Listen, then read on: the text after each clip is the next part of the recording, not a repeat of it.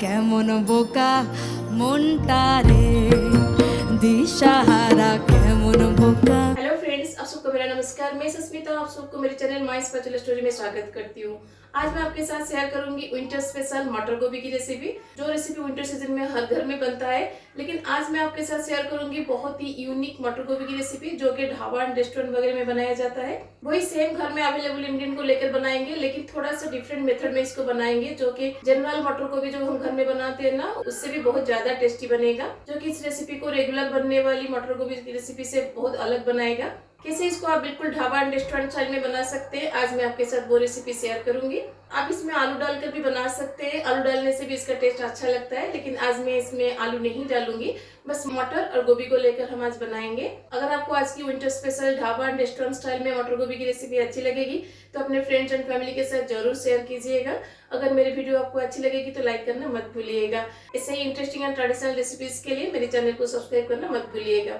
तो चलिए फिर बनाते हैं winter special dhaba and restaurant style में मटर गोभी। मटर गोभी बनाने के लिए गोभी को मैंने यहाँ पे मीडियम साइज में से काटा है और इसको अच्छे से साफ कर लिया है। जब भी गोभी का कुछ रेसिपी बनाते हैं ना, हमेशा गोभी को अच्छे से धोइएगा, क्योंकि गोभी के अंदर छोटा छोटा कीड़ा रह जाता है। और इसको और भी अच्छे से क्लीन करने के लिए हम इसको थोड़ा सा गर्म पानी में ब्लंच करेंगे। तो गोभी को ब्लंच करने के लिए मैंने यहाँ पे पानी बैठा दिया था, जिसमें अभी रोलिंग बॉयल आ गया है। अब पानी में हम डाल देंगे नमक अकॉर्डिंग टू योर टेस्ट, और उसके साथ हम इसमें डाल देंगे थोड़ा सा हल्दी। अगर गोभी के अंदर कोई भी कीड़ा रह गया होगा तो वो अच्छे से क्लीन हो जाएगा। अब इसमें हम गोभी को डाल देंगे।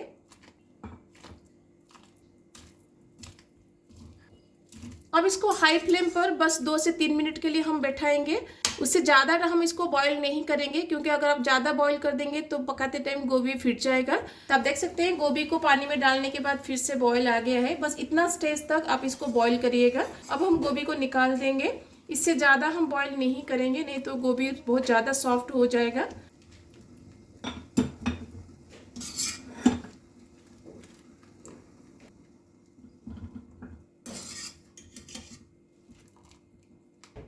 तो गोभी को थोड़ा और टेस्टी बनाने के लिए गोभी को थोड़ा सा हम फ्राई करेंगे। इसमें नमक हल्दी ऑलरेडी डाल दिया था, तो इसलिए नमक हल्दी और डालने की जरूरत नहीं है। अब इसमें हम डाल देंगे red chili powder according to your taste, थोड़ा सा जीरा पाउडर, 2 टेबलस्पून बेसन। आप चाहे तो मैदा डाल के भी इसको बना सकते हैं। कोई कोई इसमें मैदा डाल के भी बनाते हैं, लेकिन मैदा डाल देने से वो पकौड़ा जैसा बन जाता है। इसलिए बेसन यूज करिएगा, जिसकी वजह से गोभी में थोड़ा सा क्रिस्पीनेस आएगा और करी में अच्छा लगेगा। और उसके साथ हम इसमें डाल देंगे थोड़ा सा चॉप्ड धनिया पत्ता। तो अब इन सबको हम हाथ से ऐसे मिक्स नहीं करेंगे। जिस बाउल में आप इसको मिक्स करने के लिए रखा है, बस वो बाउल को इससे करिएगा, ताकि सारे इंग्रेडिएंट गोभी के ऊपर अच्छे से कोट हो जाए। अगर हम हाथ से इसको मिक्स करेंगे तो गोभी टूट सकता है। तो देखिए सारे मसाला अब हमारा गोभी के ऊपर कोट हो गया है। चलिए अब इसको हम फ्राई करते हैं।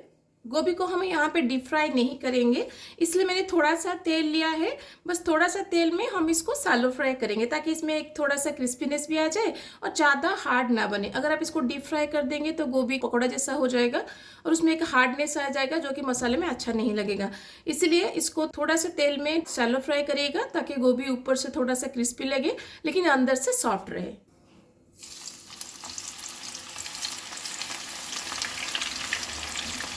सारे गोभी एट ए टाइम मत डाल दीजिएगा, आधा आधा करके 2 फेज में इसको फ्राई करिएगा, ताकि गोभी अच्छे से फ्राई हो सके और ऊपर से क्रिस्पी हो सके। और गैस के फ्लेम को यहाँ पे हाई करिएगा, लो फ्लेम पे मत करिएगा। लो फ्लेम में करेंगे तो गोभी पानी छोड़ देगा, जिसकी वजह से लंबा टाइम लगेगा गोभी को क्रिस्पी होने में। इसलिए हाई फ्लेम पर ही इसको फ्राई करिएगा। तो गोभी को फ्राई करते हुए 5 से 6 मिनट हो गया है और थोड़ा सा क्रिस्पी भी ये बन गया है। इससे ज़्यादा डीप फ्राई हम नहीं करेंगे। अब इसको हम निकाल देंगे।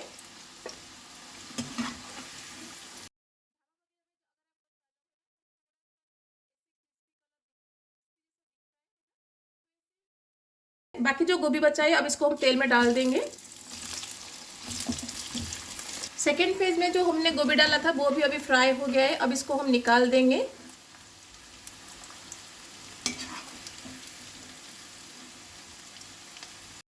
तो देखिए गोभी हमारा रेडी है। चलिए इसके लिए हम मसाला को रेडी करते हैं। मसाला के लिए हम जार में लेंगे 2 इंच अदरक, 10 से 15 लहसुन की कली, एक प्याज जिसको मैंने ऐसे रफली चॉप करके लिया है, और 2 ग्रीन चिली। ये ऑप्शनल है, अगर आपको तीखा चाहिए तो डालिएगा, नहीं तो स्किप कर सकते हैं। पेस्ट बनाने के लिए हम इसमें पानी नहीं डालेंगे क्योंकि प्याज से पानी निकलेगा, तो उस पानी में ही ये पेस्ट हो जाएगा। इसका हम फाइन पेस्ट नहीं बनाएंगे, बस एक दरदरा सा पेस्ट बनाएंगे।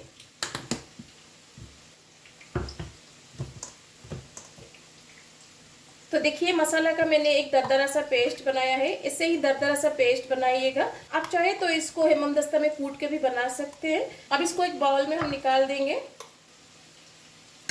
अब वही सेम जार में हम 2 टमाटर का प्यूरी बनाएंगे। आप चाहे तो फाइन चॉप करके भी टमाटर को डाल सकते हैं, लेकिन टमाटर का प्यूरी बना के ग्रेवी में डालने से ग्रेवी का जो टेक्सचर आता है ना, वो बहुत अच्छा लगता है। और ग्रेवी में अच्छा सा कलर आए इसलिए मैं इसमें 3 से 4 कश्मीरी रेड चिली डाल रही हूँ। ये ऑप्शनल है, अगर आपके पास है तो डालिएगा, नहीं तो स्किप कर सकते हैं। अब इन दोनों का हम एक फाइन प्यूरी बनाएंगे।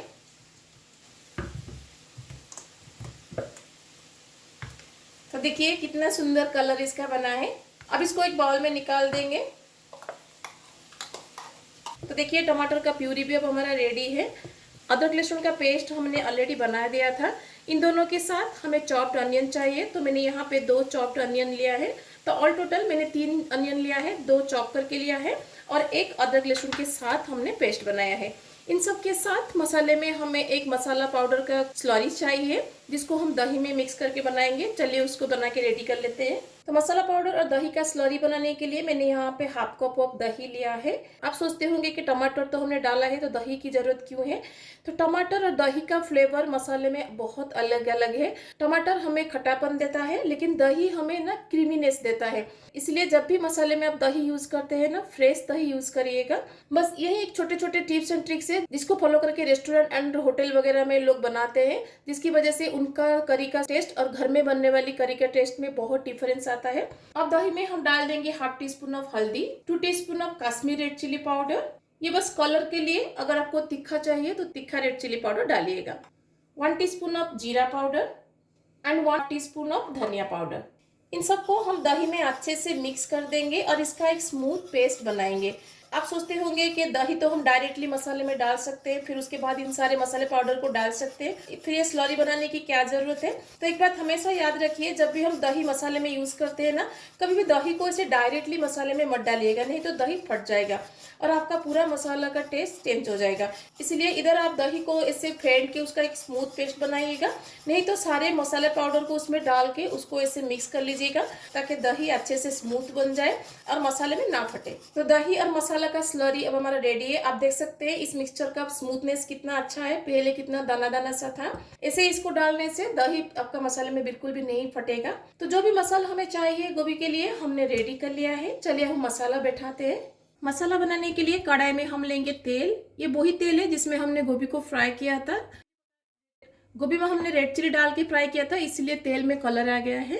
अब तेल में हम कुछ खड़े मसाले डालेंगे। तो मैंने यहाँ पे लिया है 1 टीस्पून जीरा, 3 से 4 ग्रीन कार्डामम और इलायची, एक बड़ी इलायची, दोनों को मैंने थोड़ा सा कूट के लिया है ताकि इनका फ्लेवर तेल में आ जाए। 1 इंच दालचीनी और 4 से 5 लौंग, इन सबको हम तेल में डाल देंगे।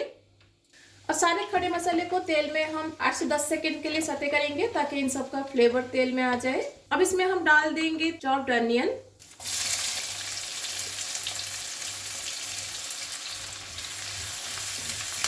अनियन जल्दी फ्राई हो जाए इसलिए हम इसमें डाल देंगे नमक। अब अनियन को हम लाइट गोल्डन ब्राउन होने तक फ्राई करेंगे। अब देख सकते हैं प्याज हमारा लाइट गोल्डन ब्राउन हो गया है। अब इसमें हम डाल देंगे अदरक लहसुन का पेस्ट। अब इसको हम 5 से 6 मिनट के लिए कुक करेंगे ताकि अदरक लहसुन हमारा अच्छे से कुक हो जाए और उसका रॉ स्मेल चला जाए। अदरक लहसुन को कुक करते हुए 5 से 10 मिनट हो गया है। अब इसमें हम डाल देंगे मसाला और दही का स्लरी। बाउल को धो के हम उसका पानी भी इसमें डाल देंगे।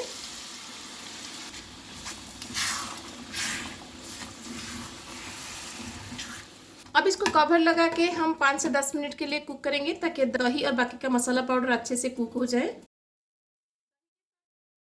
मसाले के साथ दही को पकाते हुए 5 से 10 मिनट हो गया है। आप देख सकते हैं दही अभी फैट रिलीज कर चुका है, इसका मतलब है दही हमारा अच्छे से कुक हो गया है। अब इसमें हम डाल देंगे टमाटर और रेड चिली का पेस्ट। अब इसको कवर लगा के 5 से 7 मिनट और कुक करेंगे ताकि टमाटर हमारा अच्छे से कुक हो जाए। टमाटर को डाल के मसाला को पकाते हुए 5 से 7 मिनट हो गया है। टमाटर हमारा अच्छे से कुक हो गया है। लो फ्लेम पर ही सारे मसाले को कुक करिएगा, तभी जाके मसाला का फ्लेवर अच्छे से आता है। अब इसमें हम डाल देंगे ग्रीन मटर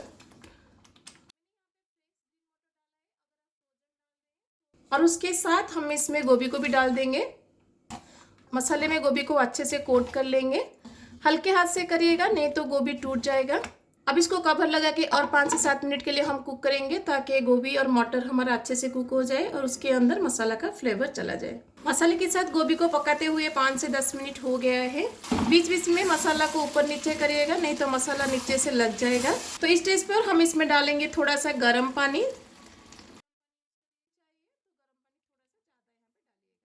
तो जितना ग्रेवी आपको चाहिए उसके हिसाब से यहाँ पे गर्म पानी ऐड करिएगा। गर्म पानी ही ऐड करिएगा, ठंडा पानी बिल्कुल भी ऐड मत करिएगा, नहीं तो मसाला का कलर, टेक्सचर और टेस्ट सब बदल जाएगा। अब इसमें हम डाल देंगे थोड़ा सा गरम मसाला पाउडर, क्रश्ड कसूरी मेथी और सारे मसाले का टैंगीनेस को बैलेंस करने के लिए मैं यहाँ पे डाल दूंगी 1 टीस्पून चीनी। अब इसको हम और 2 से 3 मिनट के लिए कुक करेंगे ताकि गरम मसाला जो हमने डाला है वो सारे मसाले में उसका फ्लेवर आ जाए। गरम मसाला डाल के पकाते हुए 2 से 3 मिनट हो गया है। अब इसमें हम डाल देंगे चॉप धनिया पत्ता। तो हमारा गर्मा गर्म बिल्कुल होटल एंड ढाबा स्टाइल में मटर गोभी रेडी है। तो चलिए अब इसको हम प्लेटिंग करते हैं। कागज के 2 पंख लेके उड़ा चला जाए रे, जहाँ नहीं जाना था ये वही चला है रे। उम्र का ये ताना वाना समझ ना पाए रे, जुबा पे जो मोह माया नमक लगाए रे, के देखे ना भाले न जाने न दाए रे। दिशाहारा केमन बोका मोन्टा रे, दिशाहारा केमन बोका। तो इस विंटर सीजन में एक बार इसको घर में जरूर ट्राई कीजिएगा। फ्रेश फूल गोभी और फ्रेश मटर से इस रेसिपी का टेस्ट और भी ज्यादा एनहांस होता है। अगर आपको आज की विंटर स्पेशल मटर गोभी की रेसिपी अच्छी लगी तो अपने फ्रेंड्स एंड फैमिली के साथ जरूर शेयर कीजिएगा। ऐसे इंटरेस्टिंग एंड ट्रेडिशनल रेसिपीज के लिए मेरे चैनल को सब्सक्राइब करना मत भूलिएगा। तो मिलते हैं और रेसिपी के साथ। Till then bye bye, see you, have a good day.